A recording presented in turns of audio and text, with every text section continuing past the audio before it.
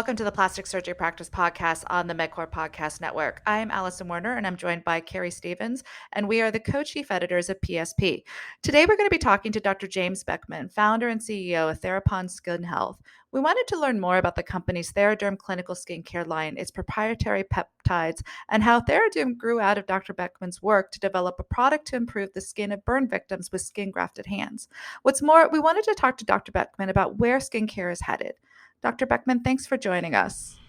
Well, thank you for having me. Great. Now, prior to starting Therapon Skin Health, you were a plastic surgeon in private practice and spent 20 years there. Talk to me about the journey from private practice to setting up this company and focusing on skincare. Well, the journey wasn't that I was leaving plastic surgery to do something else. Mm-hmm. But there weren't any products available other than a few commercial products that you could go to Walmart and buy on the shelf for moisturizer, for lack of a better word.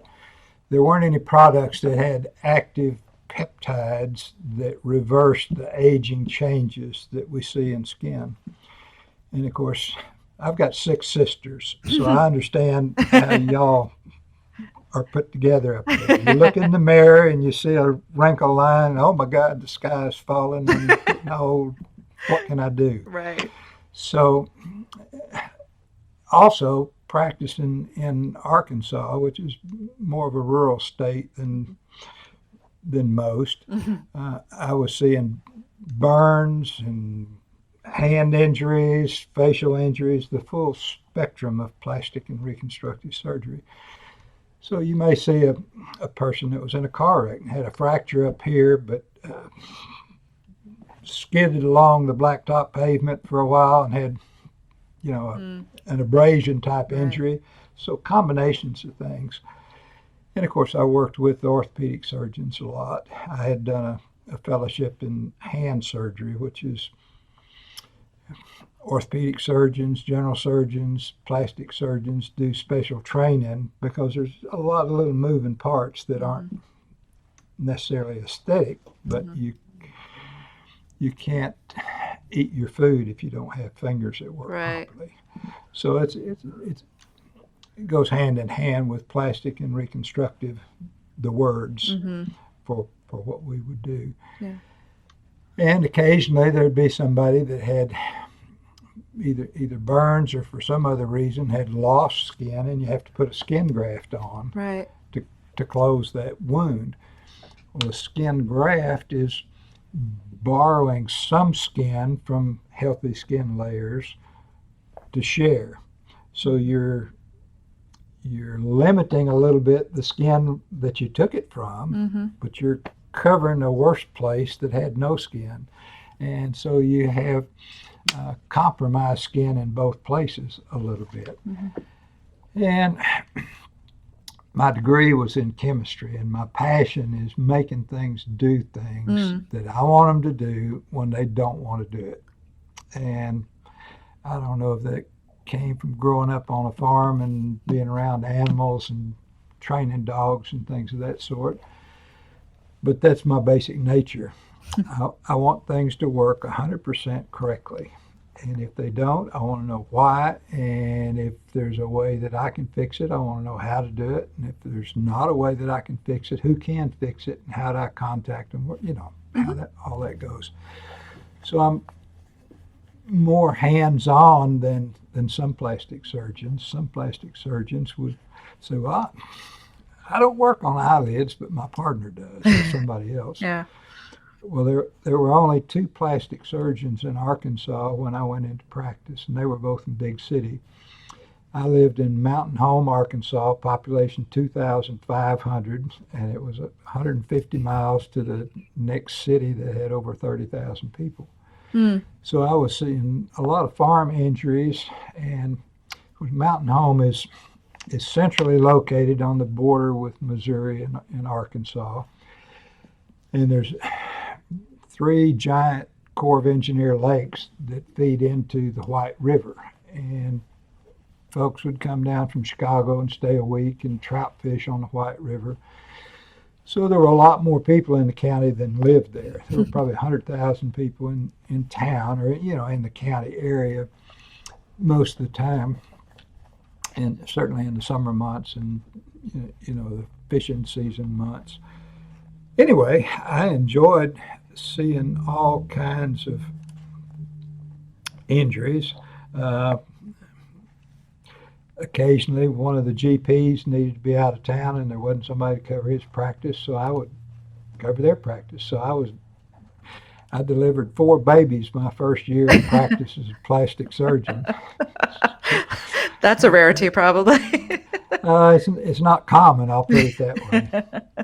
But you do what you need to do. That's what plastic surgery is about. Is take a situation. What's the best chance to get the best result? And these are the things you need to do. This is how you do it. And these are the other supporting staff that you need. You need anesthesia sometimes for things, but a lot of things you can do under local anesthesia.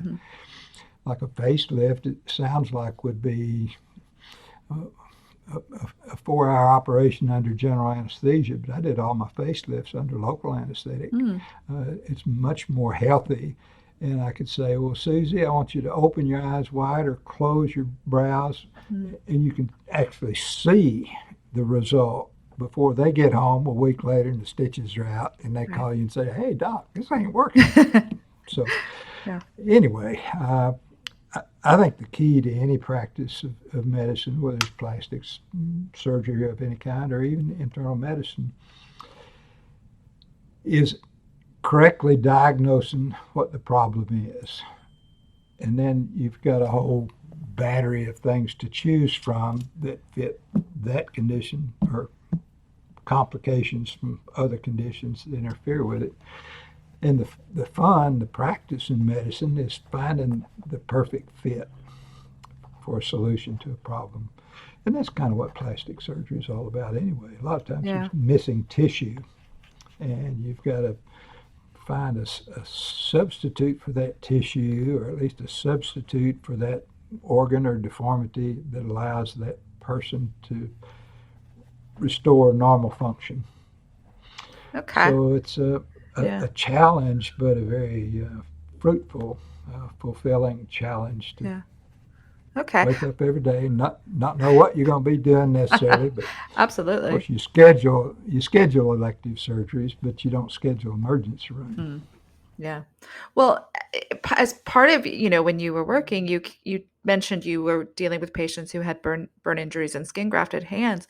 How did that work translate into creating a skincare line? Because I know you created, I think it was a cream for the burns. Yeah, right.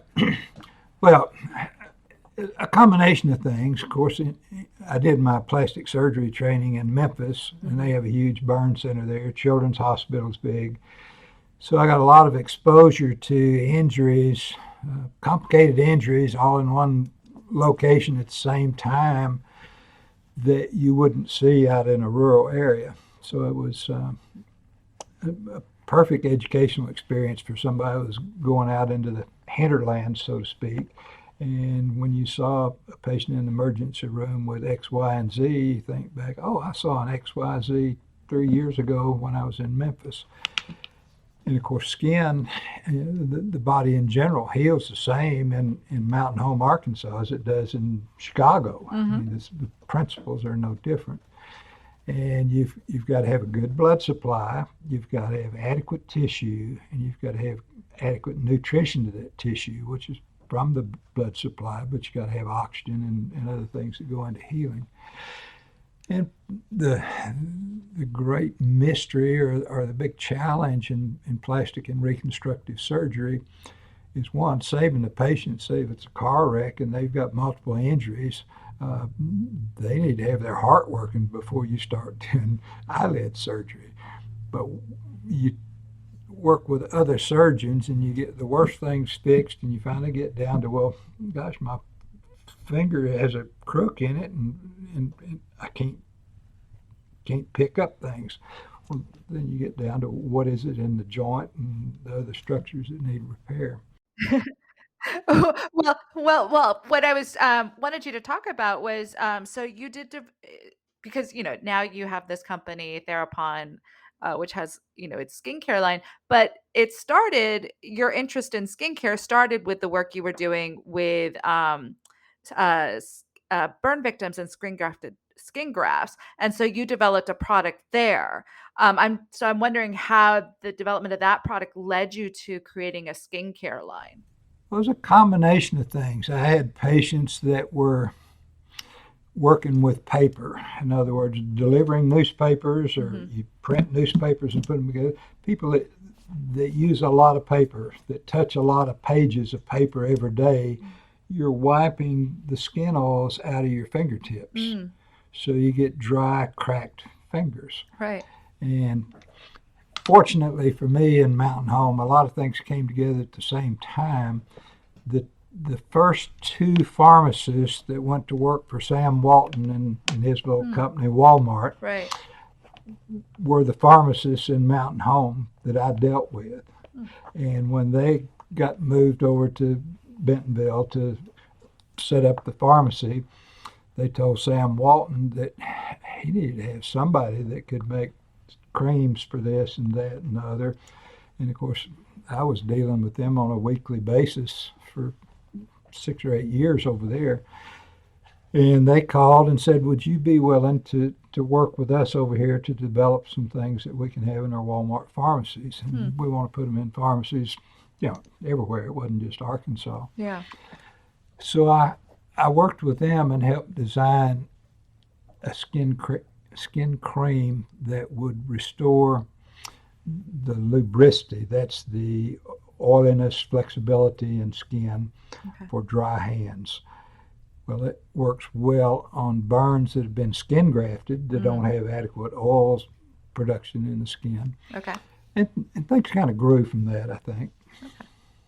Okay. My degree was in biochemistry, so it was a natural to know about oils and what mixes and what doesn't mix. And then, of course, medical school, you're working with tissues and you put it all together, and it's kind of like eating dinner.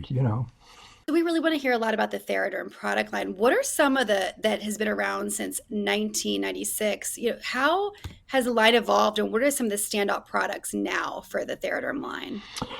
Well, I didn't start out to develop a skincare company. Yeah. I started to develop products that would help my patients that were also like other patients that other plastic surgeons had. You would go to a pharmacy and get for lack of,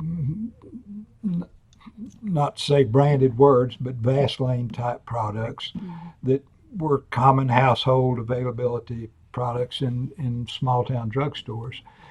Well, those oils in those products are really thick. It's like grease that you'd put on a bearing in a wheel. They're just too sticky. Yeah. They don't absorb into the skin.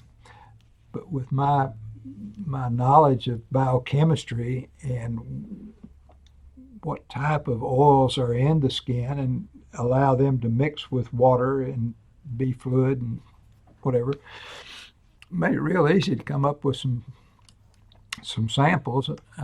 I had a pharmacist, and I said, I want to put some of this and some of this and some of this together in these proportions. Can you do that for me? And that's what they do for a living, is make this, this, and this and put it together.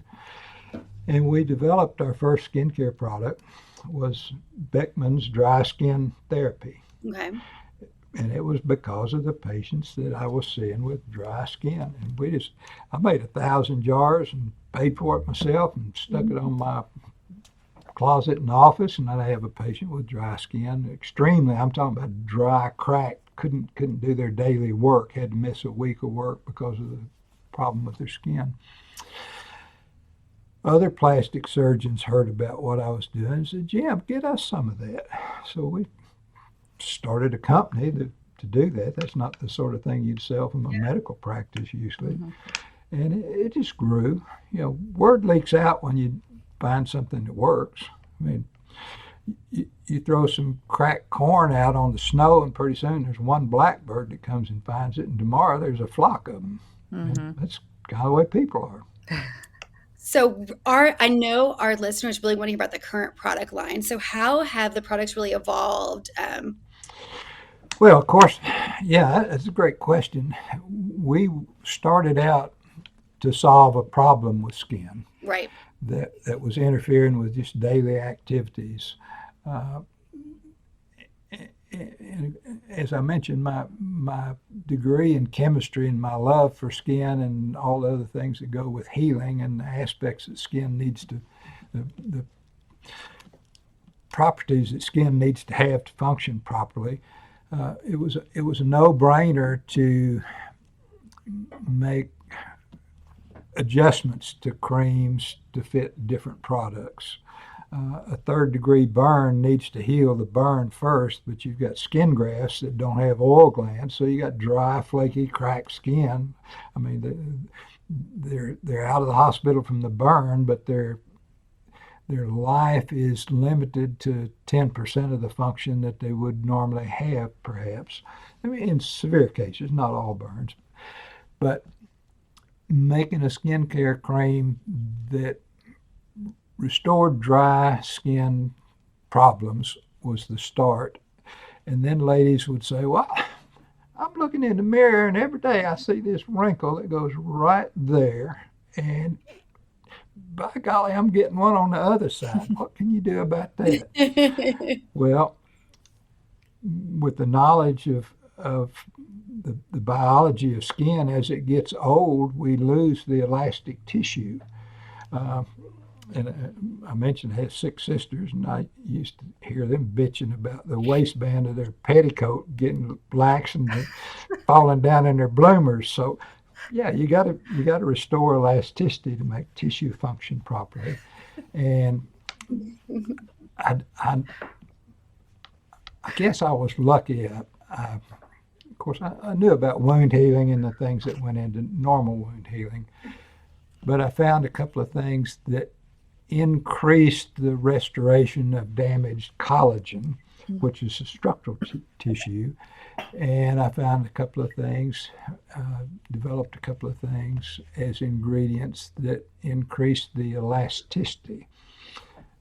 That's helping tighten the waistband in those pantyhose that got loose and floppy.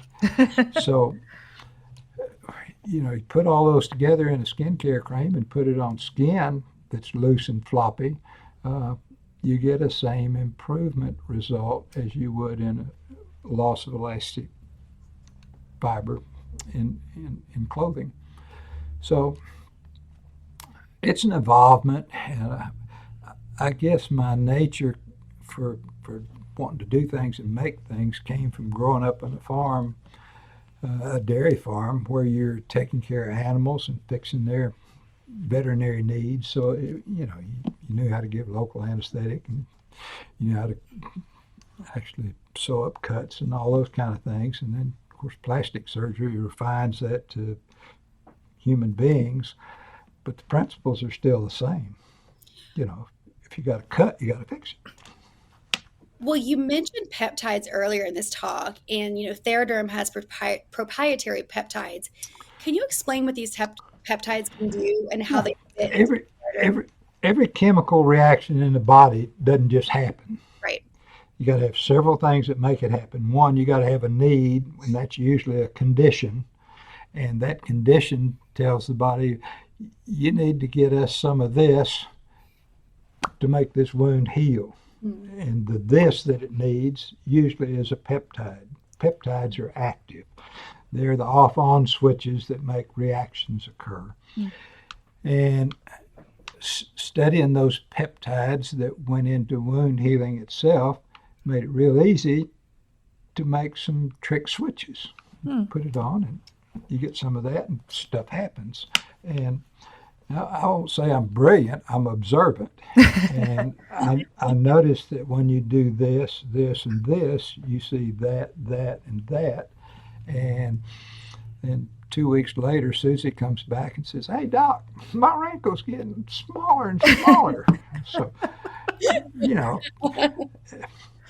even a fool finds an acorn every once in a while. So it wasn't brilliance. It's the ability to observe and try to find a solution that drives me. Yeah. It still drives me. Yeah. What makes things happen. Absolutely. So the Theraderm line of products are often found in plastic surgery practices as part of their retail offerings to patients. Why is the Theraderm line a good complement to in-office procedures, and which procedures? Well, the same Susie that's having a facelift, before she went to get her facelift done, was having problems with dry skin, wrinkles, and stuff she didn't like. Right. And that's the same pool of people. The 100% of humans that have skin are going to have skin problems with dryness or whatever, depending on conditions and where they live and that sort of thing. But I grew up liking to fish, and I knew that if you fish right over there's a whole lot of fish that live underneath there that like menace, so you use menace. Mm-hmm. And it's the same way with plastic surgery. If you were a physician in a town of 100 people, you wouldn't have as many patients, but you'd have certain, the mix would be about proportionately the same. We got 3 ladies that have really dry skin, and they, got to do something for it. Well, when I was in Mountain Home, Arkansas, it's a little town I first mentioned, I went to Mountain Home, population 2,500. The closest town with at least 10,000 people was 50 miles away. And my colleagues in plastic surgery, the older guys that I knew around that advised, said, "You're crazy as a road lizard. Why are you going to a town that doesn't have any people to try to do plastic surgery?" Well, Mountain Home, Arkansas was a retirement destination for folks that lived in the Chicago area and retired. They'd come to that part of the state because there were 3 really big, good fishing lakes, and they'd come down in the summer and whatever and say, "Well, when I retire, I'm going to move down here." So I knew it was going to be an area that was going to grow. And I knew that a lot of the people there were college educated, had lived in a big city, and had access to any kind of medicine that you might want to have, surgery or medicine. So it was a no-brainer.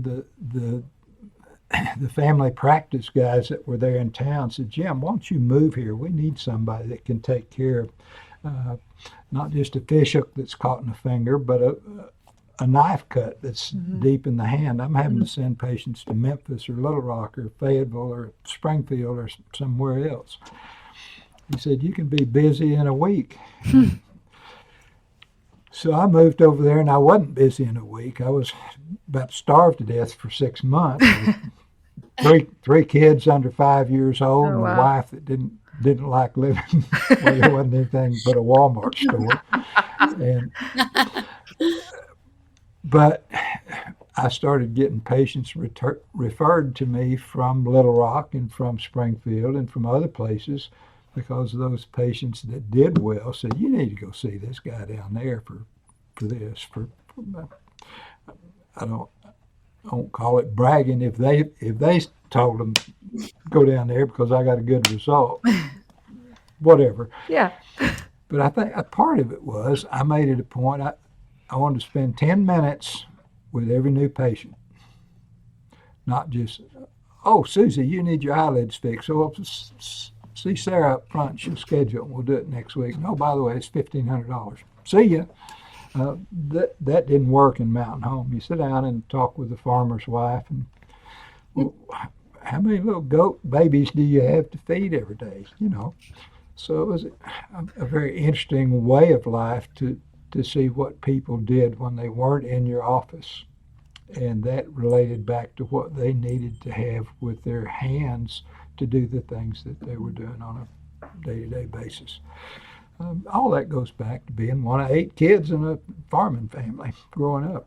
How should plastic surgeons be talking to their patients about the Theraderm products? What can they say about how they can help support their skin health? Well, part of it relates to the fact that every human has very similar skin in terms of if you don't take care of your skin, you're going to get dryness. If you stay out in the sun without a sunscreen, you're going to get wrinkles. So it's predictable. And plastic surgeons, nowadays, almost all of them have a whole skincare suite. They have 2 or 3 nurses devoted to that.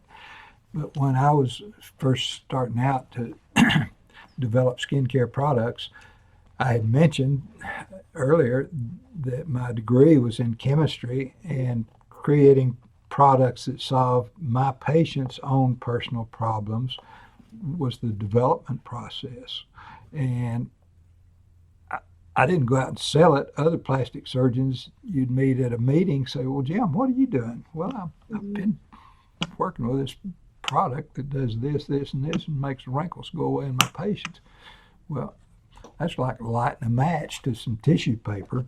Well, can I get some? Well, yeah, I'll send you. I don't have much, but I'll send you some. You can try it, and I'll get some more made and wherever. So it was a process of growing. But when you go to a plastic surgery meeting, like there's one this week somewhere, but anyway, when you go to a plastic surgery meeting, you're seeing doctors from New York, from Los Angeles, from El Paso, from Springdale, Arkansas, and all places in between. And you're in line to get your food tray. What do you see in your practice mostly? What have you learned new? Well, I started using this skincare product from a little company in Hoositt, Arkansas. How'd I find it? So that's word of mouth is how we've grown and how we still. I mean, we advertise some, but our advertising budget is minimal compared to the Procter and Gamble folks and those that put $20 million the first year for a new product. If I had $20 million, I'd take $10 million of it and give it to my employees and share it. Yeah. And the loyalty of my people is stronger than the loyalty anywhere in the world, other company-wise, for that reason. I mean, we're all family. Yeah. And that's different. Yeah. Well, the Theraderm has 3 different basically systems, product systems. You have an anti-aging, a skin renewal, and a reversion clear skin system. What do you think? What are some of the standout products within those lines, or just within the overall product lines? Well, those 3 systems developed out of one system, and that one system developed out of one product that restored the oil depletion in dry hands. And Susie had used a patient or a product that made her hands feel really good. She has a 17-year-old boy that's in high school that's thinking about committing suicide because his acne won't get better. And so you say, well, why don't you try this, this, and this, and write a prescription out, and she tries it, and comes in a week later, man, he's happy as can be because his zits are gone, and he got 3 girlfriends in the same day last week, that kind of thing. So word spreads when people have a good result. I don't care what the product is. Consumers can buy Theraderm products directly from the company or through online retail sites. But why do you think it's good for plastic surgery practices to offer retail skincare and to make that part of their routine? Well, that's an excellent question, and the best answer for that is Susie doesn't know that she's got a skin cancer growing right there next to her wrinkle. Okay. And I think that whoever's seeing and treating patients for skin problems should be able to recognize something that could kill that patient or certainly interfere with quality of life or things of that sort. So it should be a doctor, and most family practice doctors haven't had time to focus their study, in dry skin. They're looking at heart attacks and broken bones and dog bites, and Susie can't sleep at night. All other things that family practice and internal medicine and other practitioners see. So all in all, I can't explain all the good things that's happened to me other than God's blessed me. And I believe that happens. And there's not only an opportunity, but a responsibility when God blesses a person for that person to share it. I was raised that way, and I ain't going to change. Yes, sir. So we've talked a lot about the past, and I've loved how much you've described is kind of how this all got started. But we want to go into the future now. So what's next for Therapon Skin Health and the Theraderm Skincare line? Well, if I knew the answer to that, we'd go ahead and start on it. As I mentioned, the way we have developed our products is identifying a need that's recurrent and finding a solution to that problem that we know works, and spread the news that you should try this for your patients that have this, and this. I think we're going to see some changes, some opportunities arise in the future for a number of reasons that they wouldn't have arisen earlier, because our laundry detergents have chemicals. Our soaps have very strong, harsh detergent chemicals. A dishwasher in a restaurant today has a lot more problem with dry, cracked hand skin than grandmother's generation of folks that just had regular old Castile soap. So I think the key for skincare product manufacturers is to, it's like with any other product, go out and see what the consumers are suffering with and try to find an answer that solves that problem rather than an advertising campaign that sells more of your product. Yeah, absolutely. Well, Dr. Beckman, thank you so much for speaking with us today. If plastic surgeons or their staff listening are interested in learning more about Therapon Skin Health or the Theraderm Skin Renewal System, and including these products in their offices, can they just go to the Theraderm website and find out more, or is there somewhere else to contact you guys? They can go to theraderm.net, which Okay. is a website that shows our various different products. They can call Therapon Skin Health. There's an 800 number, and we can post that or give it to them. They can call Therapon and order directly from us through their physician, or there's a number of different ways. Right. There are a lot of towns, smaller towns, certainly out in the western part of the United States, that don't even have a doctor, leave alone a plastic surgeon. True. So there's a need, and of course, doctors think we're trying to steal their patients if you sell them a product directly instead of to them. And I'm not worried about the doctor. I'm worried about Susie. Yeah. She has a problem. She contacted us, and my job is to make her problem go away or make it better. Right. And if you'd talk to Susie and find out what she's using and order some yourself, then you'd have some for your other patients. Right. Yeah, and it's definitely a way to develop a relationship with your patients and have an all-inclusive skincare. It really happens that way. We have a number of doctors that became customers in their clinic from our skincare products, from our aesthetic products, because we had treated one of their patients with really dry skin and gave them something that was just a moisturizer, not for beauty or whatever. And their nurse would call and say, "What other products do you have?" "Well, sure, glad to share them with you." Yeah. Excellent. Thank you so much, Dr. Beckman. It's been a pleasure. And to our listeners, thanks for joining us. Well, thank you very much for having me. Great. Thank you so much. And to our listeners, thanks for joining us. Be sure to subscribe to the MedCore Podcast Network for the latest plastic surgery practice podcast. And remember to visit plasticsurgerypractice.com for the latest industry news. Until next time, take care.